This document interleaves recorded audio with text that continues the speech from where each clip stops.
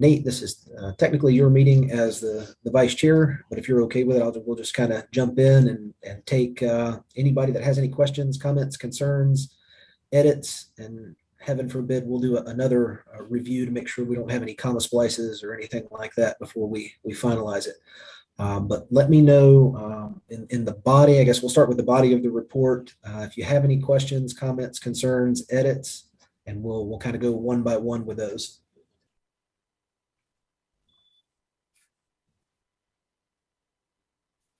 Has everybody had a chance to read through it? Okay. And I do have a copy of it if we need to bring it up and show it on the screen. But if silence is acquiescence to an amazing report that you have written.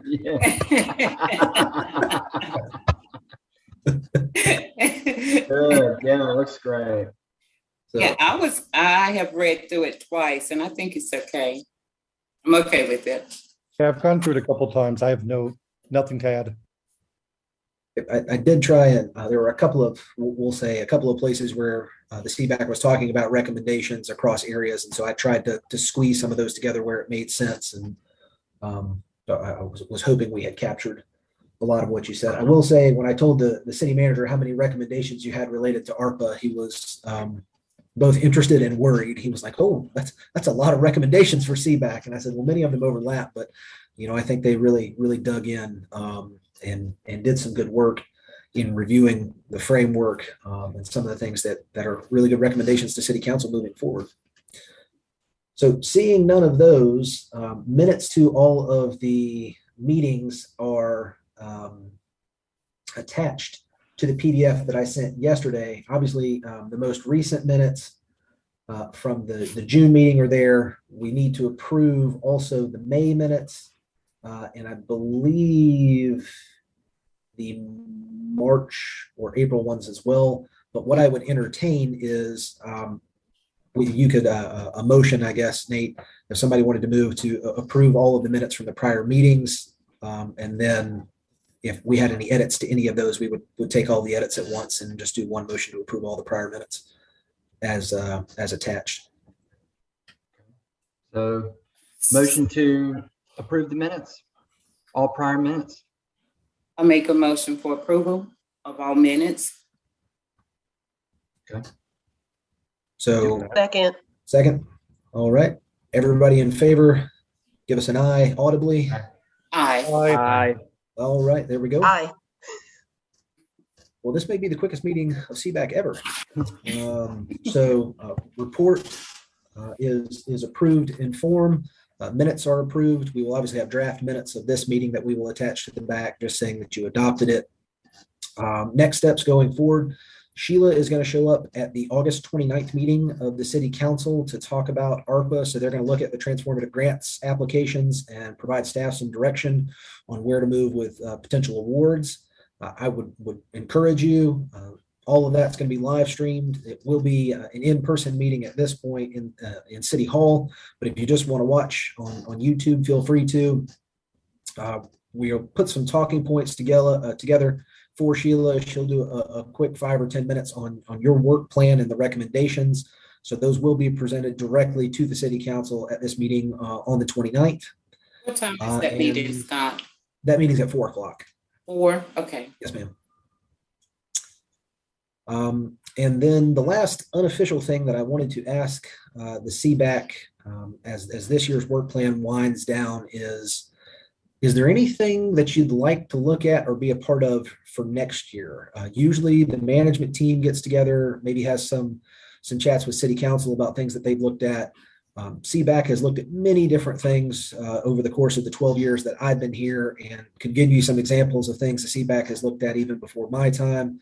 CBAC has been heavily involved in looking at the North Carolina benchmarking project and performance measures for specific operations, heavily involved in some organizational structure reviews, looking at the org charts of multiple departments. Obviously, the ARPA framework that you guys have done now, Back in 2006, 7, and 8, CBAC did did a multi-year zero-based budgeting exercise of everything, I believe, in the general fund. I don't know if it extended out to our enterprise operations.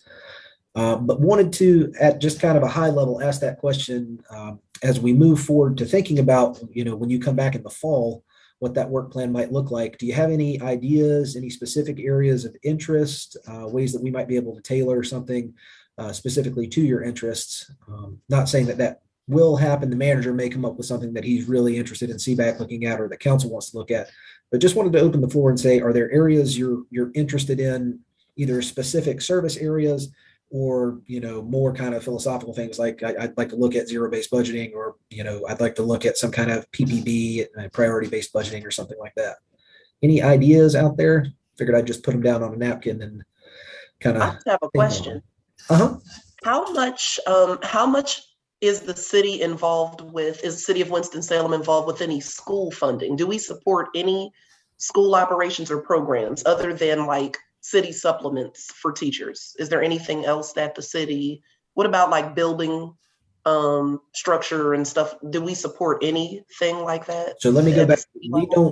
We don't do the city supplements. The supplements come from the county, the local supplements. Oh, that's the county. Okay. But in terms of any school support stuff, the city is not responsible for any portion of. Okay. So we did in the past pay for some of the school resource officers, so that the city police officers, that's actually transitioned back to the county. So we don't do the SRO. We don't have either. Okay. Other than some really minor collaborations for some of the summer care stuff. I don't know that, and we're more sharing information, not really kind of sharing physical resources on that end. Right. We don't do a lot with the school system. We do have some adjacent properties where I'm trying to think that there's one or two places where we have like a park next to a school system. Right. And technically the tennis court is on the school's property, but we maintain the tennis court through an agreement. So we've got a couple of really small things like that, but no real structured agreements for, FTEs or providing educational services. Okay. Thank you. Tony?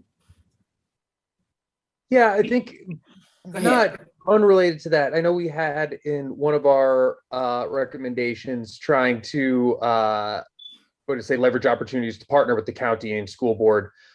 It might just be interesting, and I think there's a couple of other departments out there that probably have citizen committees as well, that might be interesting just to hear what their priorities are and get some ideas as to kind of where they're thinking short and long term. I think the city county school system being one, the sustainability department comes to mind a little bit, just to see where we might have our individual areas of expertise and priorities and stuff like that. But if there was a little bit of a summary, or if somebody could sit in, or one of the heads of those departments once in a while, just to get a little bit more perspective on some of the other things that are going on, we might be able to speak more fluently towards how we might contribute to some of that.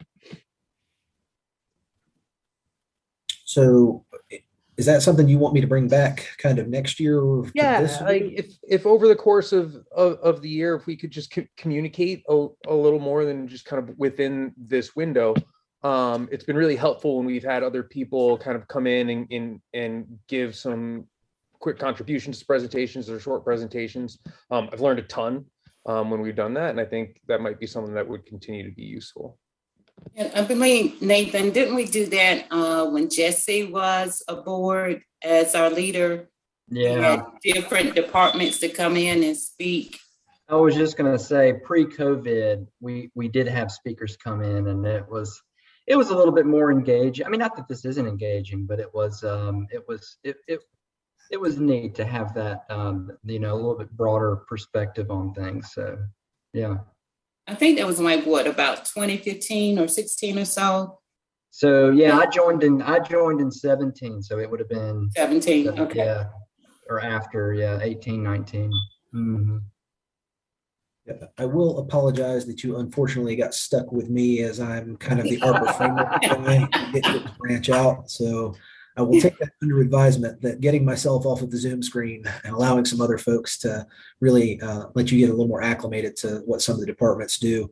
I will say part of what's on the city's work plan for FY23 as well are some reviews of different operations. So we're going to look at specifically WISTA and Bowman Gray Stadium and recycling per request from the city council. So it's possible that something like that falls into CBAC's work plan, but also that fits a little more into this. There is a specific item to look at areas of city-county collaboration where we are currently working, and then even more so the areas where we kind of informally work together and may be able to formalize that relationship and work a little better together. So we do have a lot of city-county departments. We have our Planning and Development Services Department is city-county. Emergency management is city-county. Purchasing is city-county. The county collects our taxes for us. So there's a lot of city-county collaboration we have. There's some in the police department and WISTA too. But these are things like, we're standing up that new kind of 911 mental health response, alternative response. That's an area where the county also has a similar type of service, but in EMS. And so I think there's a lot of opportunities.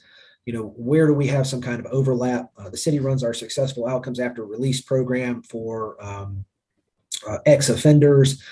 That's kind of a county and court system function, but we've stepped into the arena. So where can we also hook up with the resources that the state and the county have, and maybe share some resources there? So there are some ideas of doing that collaboration, not only, Tony, to get some of the folks inside the city, but also our partners at the county. So something like that is something that could pop up if you're interested in that. Oh, that sounds great. Yeah. Anything else, Nate, Fred? He said something that's just burning in your mind, and man, I really want to dig into that. Not at the moment.